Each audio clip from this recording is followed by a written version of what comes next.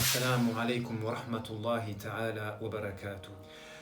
Dans cette série spéciale confinement, nous voilà à la troisième vidéo, donc j'essaye de respecter une certaine cadence, à savoir au mieux une fois par jour et au pire une fois tous les 2 à 3 jours.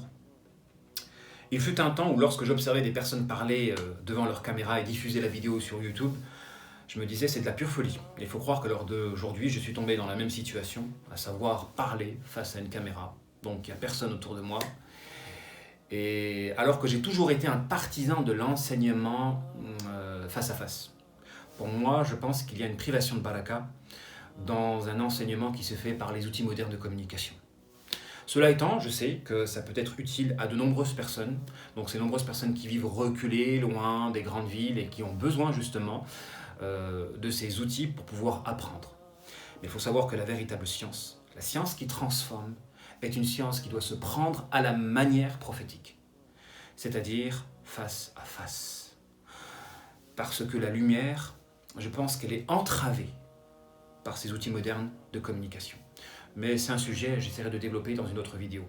Donc mon objectif, c'est de respecter une certaine cadence, donc je ne vous oublie pas dans l'objectif de vous proposer un programme à ceux et celles qui sont intéressés. Donc j'ai reçu des courriers, et je ne vous oublie pas, Inch'Allah, donc vous aider à vous évader, profiter de ce confinement-là pour pouvoir s'évader et pouvoir justement éprouver du plaisir à être confiné si grâce à cet enfermement, à ce barricadement de l'ego, nous puissions nous évader par l'esprit, moyennant l'écriture ou la dévotion spirituelle. Donc je compte, Inch'Allah, vous faire un programme. Et je vais essayer aussi de vous enseigner durant ce mois de confinement-là les principes fondamentaux du profilage, afin de vous aider à comprendre les différents profils, de vous aider à vous comprendre vous-même, à vous connaître.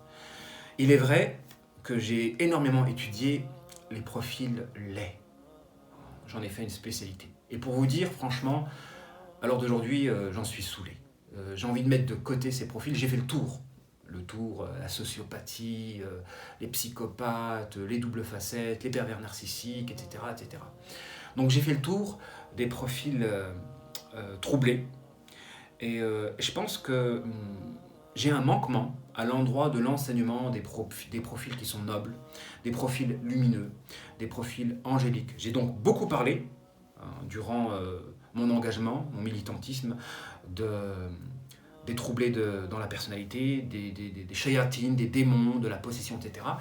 Et il est vrai que j'ai mis de côté une discipline qui, à mon sens, est fondamentale, tout autant fondamentale que la connaissance du diable, parce qu'il est important de connaître le diable. Si l'on tient à se rapprocher d'Allah subhanahu wa ta'ala, il faut connaître le diable.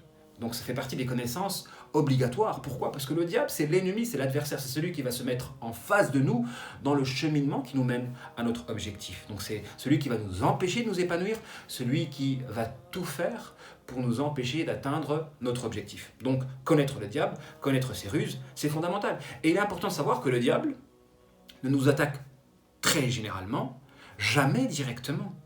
Jamais directement, c'est-à-dire à travers sa forme originelle. Lorsqu'il tente de nous atteindre, il tente de le faire moyennant un réceptacle, à savoir des humains.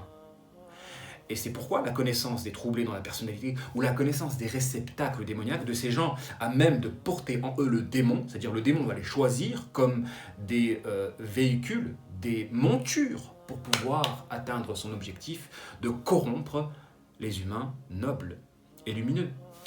Donc, connaître le diable, ses ruses, ses stratagèmes, et connaître les troublés dans la personnalité, les personnes réceptacles à même de le porter en eux, est à mon sens fondamental si l'on tient à se rapprocher d'Allah subhanahu wa ta'ala et à réaliser notre objectif. Parce que si notre communauté souffre à l'heure d'aujourd'hui, c'est parce que justement les ennemis de l'islam arrivent à avoir le pas sur cette dernière.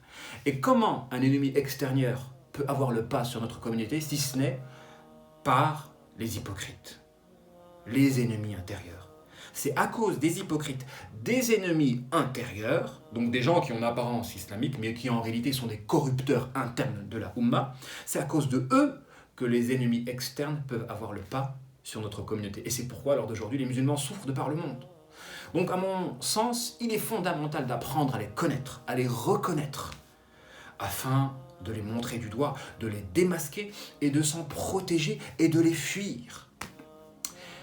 C'est peut-être un discours qui ne vous tape pas à l'œil, c'est peut-être un discours qui ne vous attire pas. Pourquoi? Parce que peut-être vous n'avez jamais été confronté à ce type de profil-là. Mais en réalité, même si à l'heure d'aujourd'hui je suis saoulé de les avoir étudiés, je suis convaincu qu'il est utile de les connaître et d'enseigner à leurs propos. Pourquoi? Parce que si vous allez multiplier vos contacts, vous allez tôt ou tard tomber sur l'un d'entre eux. En réalité, les gens qui ne les connaissent pas, ce sont des gens qui n'ont pas beaucoup de contacts. Si vous multipliez les contacts, vous allez tôt ou tard en rencontrer. Dans les différents domaines, que ce soit dans le domaine économique, dans le domaine sentimental, dans le domaine du militantisme, etc., etc. Vous allez tôt ou tard en rencontrer une personne qui va essayer de s'équilibrer en vous déséquilibrant. Un genre de vampire spirituel qui a besoin d'aspirer votre énergie pour pouvoir se sentir bien. Donc, de provoquer un malheur en vous. Et il y en a énormément, et il est important, à mon sens, de les connaître. Bien que ces gens-là, même si je décide de m'en écarter, de faire en quelque sorte une retraite spirituelle, j'en ai déjà fait, alhamdoulilah, je me suis très très bien senti durant cette période-là, il faut savoir qu'ils sont attirés par les personnes à même de les démasquer. À l'exemple d'un serial killer. Un serial killer, par exemple, c'est un tueur en série, eh ben, il est attiré par l'inspecteur, l'enquêteur à même de le démasquer. D'une attirance de fantasme. Donc, les personnes hypocrites, les doubles facettes, sont attirées par leur contraire, à savoir les gens authentiques à même de les démasquer. Il y a comme une attraction naturelle. Donc même si je décide de les mettre de côté, d'arrêter de les étudier, d'arrêter d'enseigner à leurs propos, je sais qu'ils viendront tôt ou tard vers moi. Alhamdoulilah, à travers mon expérience, j'en ai connu énormément. Je m'en suis rapproché tellement, d'ailleurs j'en ai perdu quelques plumes, mais alhamdoulilah, si grâce à ce rapprochement, j'ai réussi à les étudier, à vous transmettre les descriptifs à même de vous aider à les reconnaître et à vous en écarter pour vous protéger. Le principe que j'aimerais vous enseigner à travers cette vidéo-là, il est simple. Il faut savoir que tout partenariat avec une double facette implique une privation de la baraka à l'endroit de l'objet de ce partenariat. Donc, si vous faites un partenariat avec une personne hypocrite, double facette, il va y avoir une privation de la baraka. Et la baraka, c'est une notion qui est fondamentale. C'est ce qui permet justement le bonheur d'une chose. La baraka dans l'amour, ça permet le développement du sentiment d'aimer. Si l'amour est l'objet qui réunit un homme et une femme, eh bien, s'il y a de la baraka dans ce sentiment-là, le sentiment d'aimer va augmenter plus le temps va passer. Donc, qui dit baraka dit augmentation du bienfait dans la chose pourvue justement de baraka. Eh bien, si vous vous unissez avec une personne hypocrite double facette, il va y avoir une privation de la baraka à l'endroit de la chose qui vous a uni à cette double facette. Si c'est le sentiment d'aimer, alors l'amour va vous détruire. Si c'est une affaire commerciale, eh bien, vous allez faire faillite. Si c'est un objet que vous avez acheté, eh bien, il va y avoir une privation de la baraka, il va y avoir que des problèmes dans cet objet.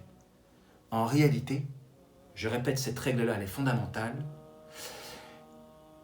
Tout partenariat avec une double facette implique la privation de la baraka à l'endroit de la chose à l'origine de ce partenariat.